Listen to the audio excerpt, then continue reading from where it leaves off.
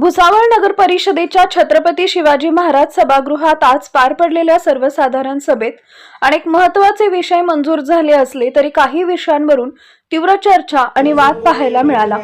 विशेषतः प्रभाग क्रमांक 2 मधील पाणी पुरवठा योजनेअंतर्गत पाईपलाईन टाकण्याच्या विषयावरून सभागृहात जोरदार खडाजंगी झाली, ज्यामुळे काही काळ तणावाचे वातावरण निर्माण झाले होते।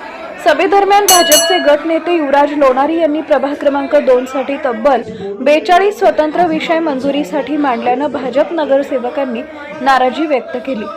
विरोधकांनी यावर लाडका नगरसेवक योजना राबवली जात आहे का असा थेट सवाल उपस्थित केल्याने सभागृहात एकच खळबळ उडाली।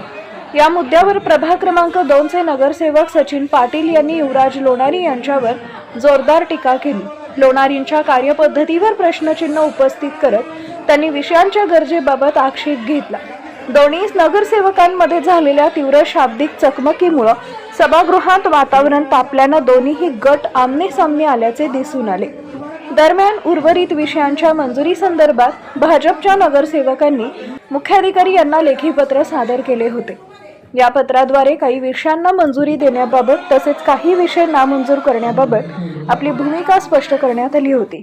अनेक विषयांना मंजुरी मिळाली असली तरी प्रभाग क्रमांक 2 च्या 42 विषयांवरून निर्माण झालेला वाद हा सभेचा केंद्रबिंदू ठरला। Bureau report Mahanews 19 Bhusawal. की आयत्या वेळचा एकच विषय आहे आणि तो विषय आहे सरदार वल्लभभाई पटेल यांचा फोटो या सभागृहामध्ये लावण्यात यावा असा